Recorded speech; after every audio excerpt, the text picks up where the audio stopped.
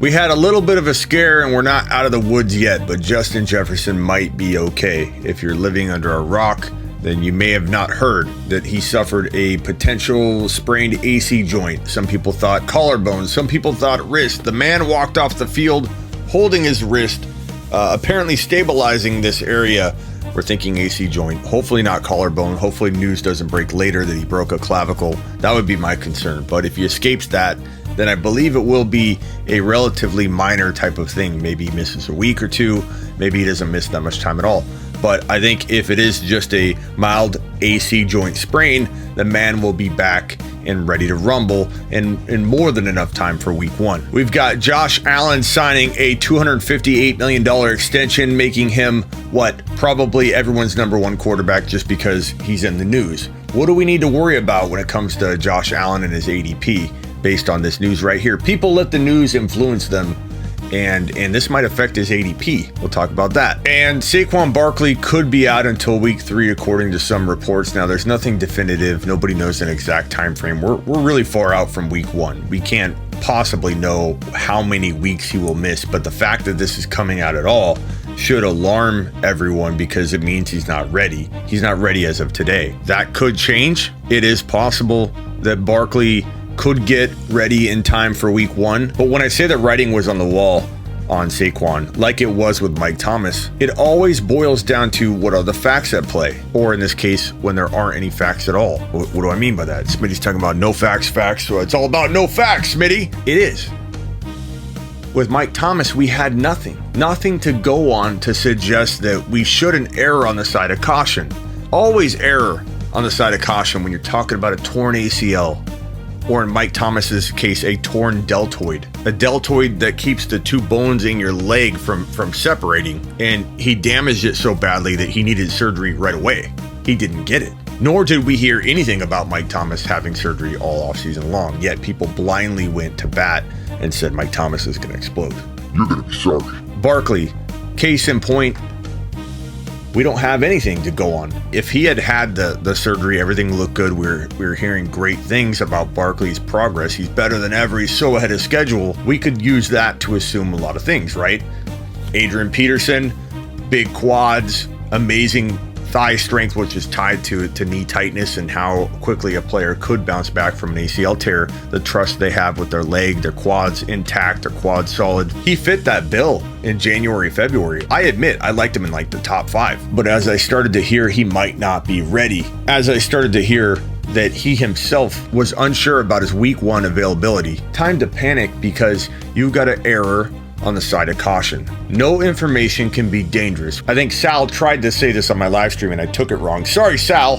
When you chase an injury and you don't have any information, it could backfire on you badly. I think that's what Sal meant in the comments. Sorry, Sal. Sal, you're my boy, Blue. Guys come back from injury all the time, but they have something to prove to you. Evidence of some kind, the science involved, hearing really good things or ahead of schedule. You need stuff like that to vault somebody above healthier players that are safer grabs. And I'm going to tell you why I'd rather own Clyde Edwards-Helaire, Gibson, Najee Harris, even J.K. Dobbins over Barkley in 2021. We'll talk about Jefferson. He should be okay. Talk about Barkley and what I just said about liking Gibson and Clyde over Barkley. Are you out of your mind, Smitty? Josh Allen and what happens to his value. And why Adam Schefter can't spell wide receiver, it's because his iPhone won't let him. All of that and more, the Fantasy Football Show begins now. This is the Fantasy Football Show with your host, Smitty.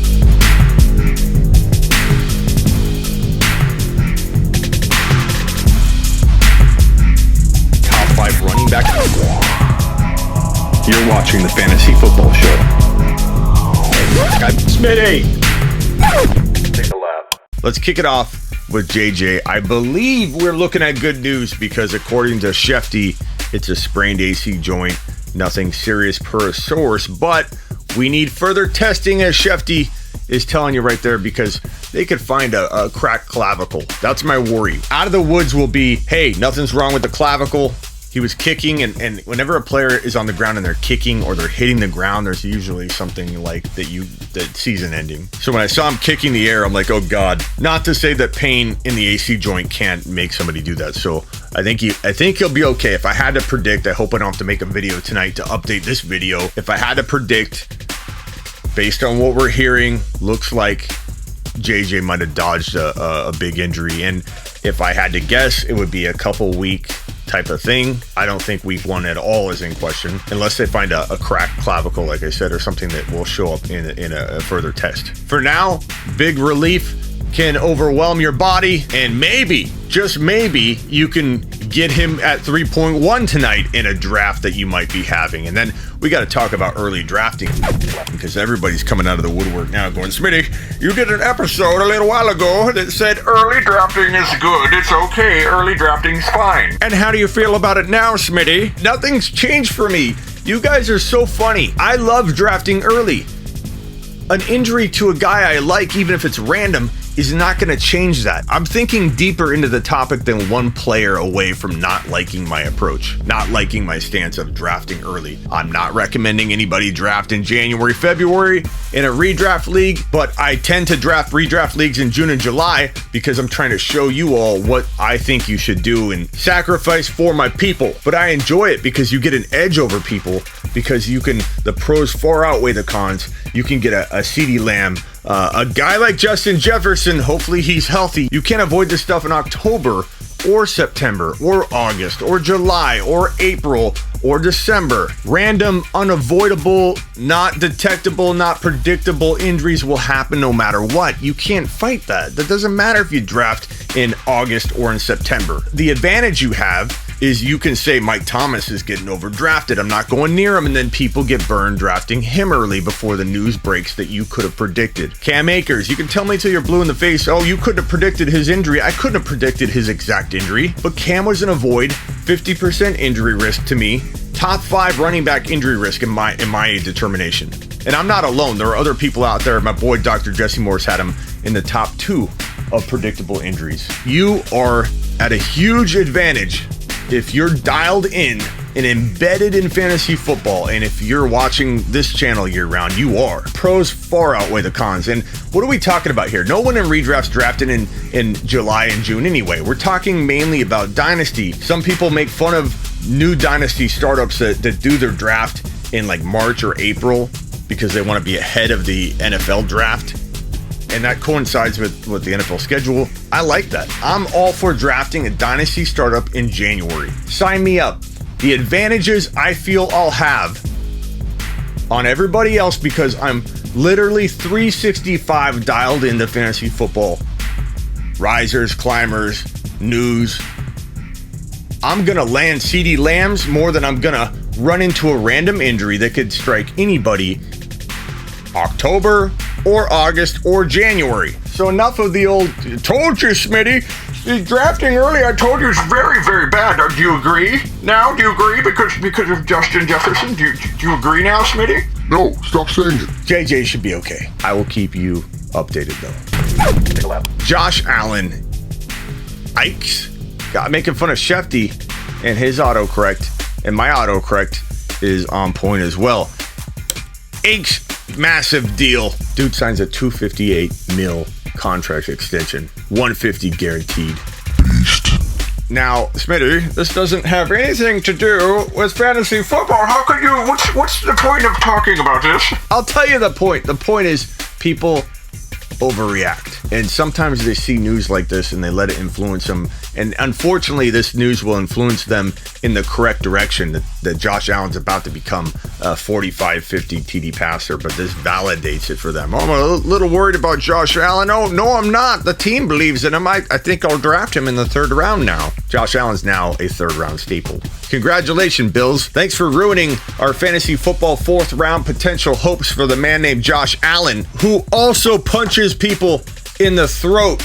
In fact, he might have taught Herbert how to do it. I love Josh Allen. I don't care that the QB pool is deep. I don't even care that I love Justin Herbert so much that it makes me sick not to draft him. In the end, Josh Allen can throw for 45 to 50 TDs with the extra game. That can win you a league. At third round value, I'm still all in. Josh Allen, you've been Smitty approved. You can go in round 3 anywhere, and I will Smitty approve that. 3.1, Smitty approved. 3.3, Smitty approved. Josh Allen, anywhere in round 3, Smitty approved.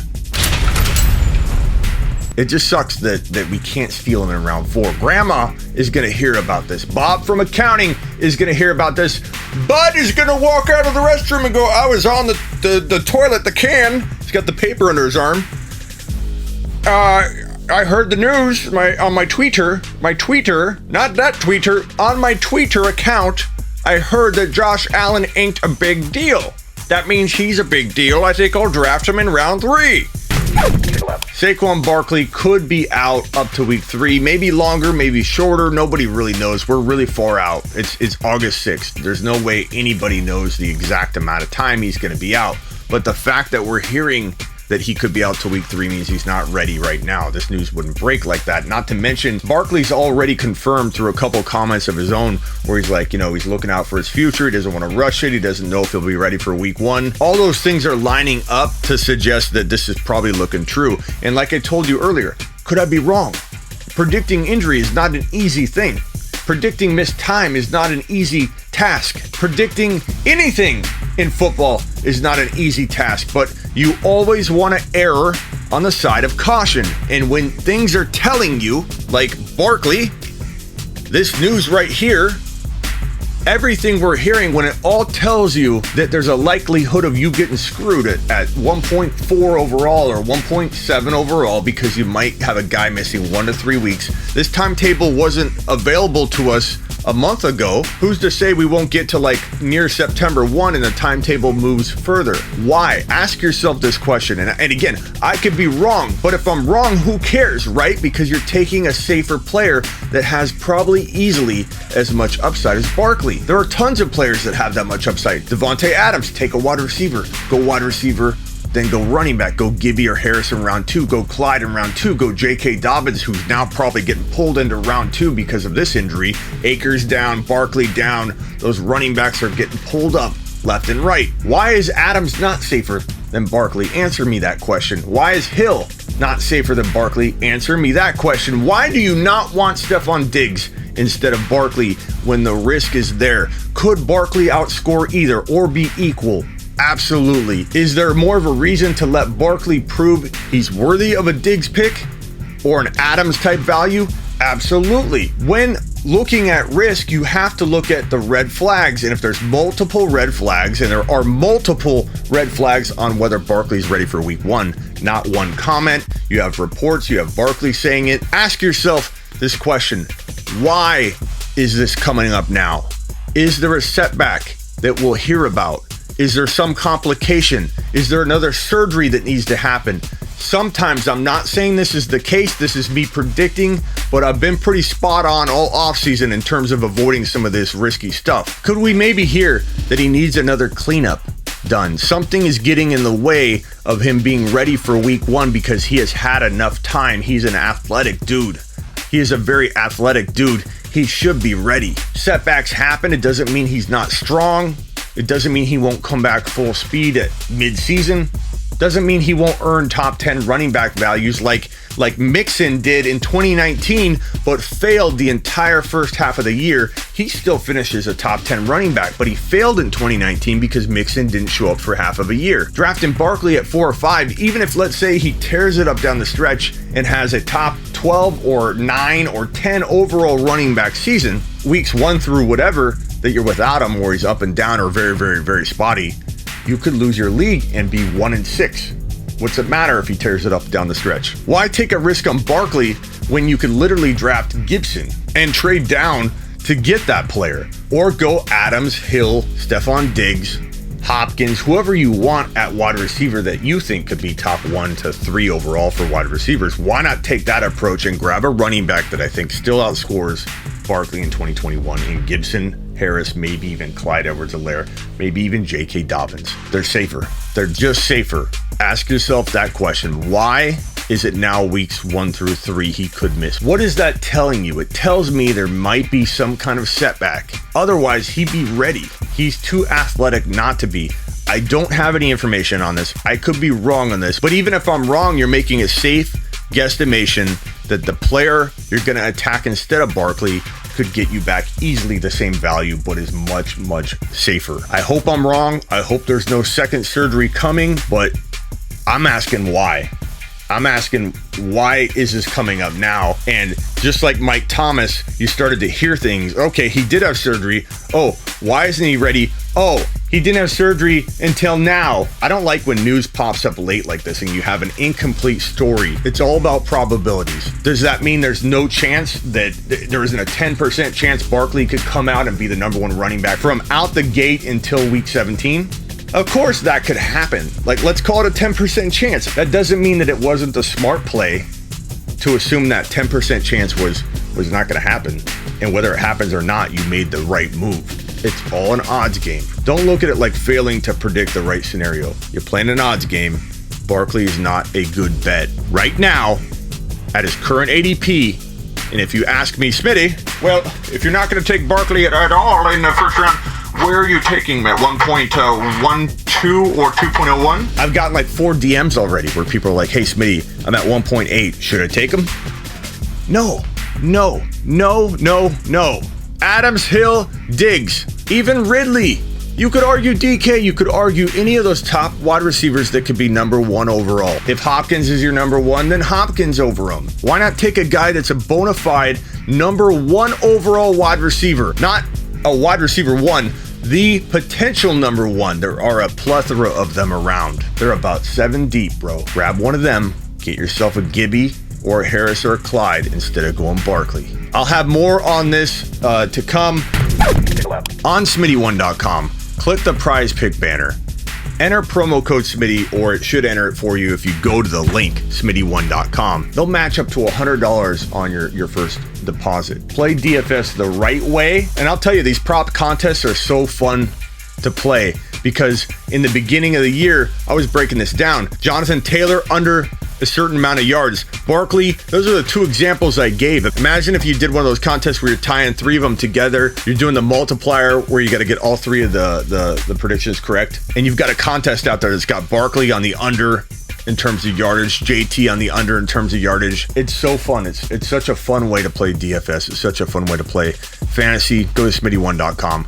Click on that PrizePicks banner. And most importantly, if you do that, I will give you a free phone call. Get in contact with me after you do it. Let me help you with your draft 15 minutes before your draft. Let me do a call the night before your draft. 15 minutes, you and I talking strategy about your draft. All you got to do is go do a $25 minimum deposit at PrizePicks using promo code Smitty. It's that simple. Get out of here. Oh, and go to HeySmitty.com. Order my text service, one-on-one text advice, baby. I've got people I text all day long. Why are you not texting me? Go to HeySmitty.com and order now. This is the Fantasy Football Show with your host, Smitty.